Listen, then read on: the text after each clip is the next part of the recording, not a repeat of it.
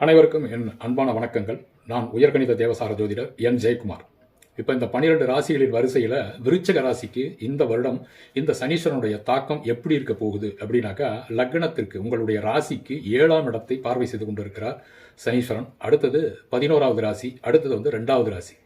இந்த 3 ராசிகளும் ரொம்ப முக்கியமான ராசிகள். 7வது ராசி அப்படிங்கிறது கஸ்டமர்ஸு, நம்மளுக்கு பார்ட்னரு, மனைவி, சுயதொழில் அப்படிங்கிறது பூராமே 7வது ராசியில் தான் இருக்குது. பொதுஜன தொடர்பு அப்படிங்கிறது 7வது ராசி. அடுத்ததாக 11வது ராசி அப்படிங்கிறது ஆசைப்பட்ட விஷயங்கள், மூத்த சகோதரன்னு சொல்லக்கூடிய உங்களை விட மூத்தவர்கள், அக்கா, அண்ணன், இந்த மாதிரியான உறவுகள், நீங்கள் ஆசைப்பட்ட அத்தனை சமாச்சாரமும் 11வது ராசியில் தான் இருக்குது.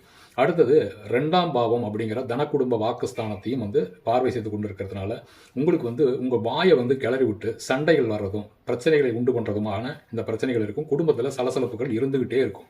ஆனாலும் அது கொஞ்சம் தடைப்பட்டுக்கிட்டே இருக்கும். காரணம் என்னன்னாக்கா, குருவனுடைய பார்வை அந்த இடத்துல விழுகிறதுனால அதையெல்லாம் அடக்கி வச்சுட்டு இருக்கும். 2வது ராசிக்கு உண்டான 2ஆம் பாவத்திற்கு உண்டான பிரச்சனைகள் பெரிய அளவில் தலை தூக்காது. அடுத்ததாக நீங்கள் முக்கியமாக செய்ய வேண்டிய காரியம் என்னன்னாக்கா, மனைவியின் உடல்நலம், மனைவியினுடைய ஆரோக்கியத்தில் சம்மந்தப்பட்ட விஷயங்கள்லையும், அடுத்தது உங்கள் பார்ட்னர்ஷிப்லையும், சுயதொழில் செய்பவர்களாக இருந்தால் உங்களுடைய வேலை சம்பந்தமாகவும் கொஞ்சம் கவனத்தோட எச்சரிக்கையாக இருக்கிறது நல்லது. அடுத்தது 11வது ராசியை பார்வை செய்து கொடுத்துருக்கிறதுனால உங்களுடைய ஆசைகள் நிராசைகளாக தான் இருக்கும்.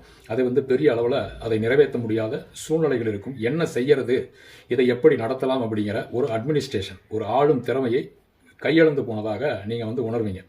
இப்போ இந்த பிரச்சனைகளை சரி செய்யறதுக்கு நீங்கள் செய்ய வேண்டிய முக்கியமான விஷயம் என்ன அப்படின்னாக்கா, உங்களுடைய ராசியின் அதிபதியான முருகக் கடவுளை கெட்டியாக பிடிச்சிக்கங்க.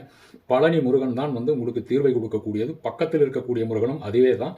பழனிக்கு போனாக்கா செவ்வாயினுடைய ஆதிக்கம், பவர் அப்படிங்கிறது அதிகமாக கிடைக்கும். முடியாதவங்க பக்கத்தில் மேற்க பார்த்த மாதிரியாக இருக்கக்கூடிய ஒரு முருகன் கோயிலுக்கு போய் செவ்வரளி பூவில் வாங்கி கொடுத்து அர்ச்சனை பண்ணிட்டு, இந்த துவரம் பருப்பில் செய்யக்கூடிய எந்த ஒரு விஷயமாக இருந்தாலும் சரி, பலகாரமாக இருந்தாலும் சரி, எதுவாக இருந்தாலும் சரி, துவரம் பருப்பில் செஞ்சு அங்கே கொண்டுட்டு போய் அந்த கோயிலில் இருக்கக்கூடியவங்களுக்கு விநியோகம் பண்ணுங்க.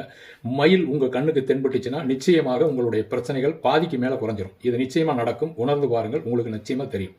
இந்த மாதிரியான ஒரு சின்ன பரிகாரம் தான் இது. ஆனால் பவர்ஃபுல்லான பரிகாரம். முருகன் கோயிலில் போய் துவரம்பருப்பினால் உண்டான சாதமோ ஏதோ ஒரு சமாச்சாரத்தை அங்கே இருக்கிறவங்களுக்கு தானம் பண்ணணும். தானம் பண்ணிவிட்டு ஒரு 10 நிமிஷம் அந்த கோயிலே உட்கார்ந்து இருந்துட்டு தான் வரணும். இதுதான் ரொம்ப முக்கியம். இதை பண்ணுங்கள். உங்களுடைய வாழ்க்கையில் ஏற்பட போகின்ற மிகப்பெரிய அதிர்ஷ்டம் அப்படிங்கிறது 5வது மாதத்துக்கு மேலே அற்புதமாக நீங்கள் வாழ போகிறீங்க.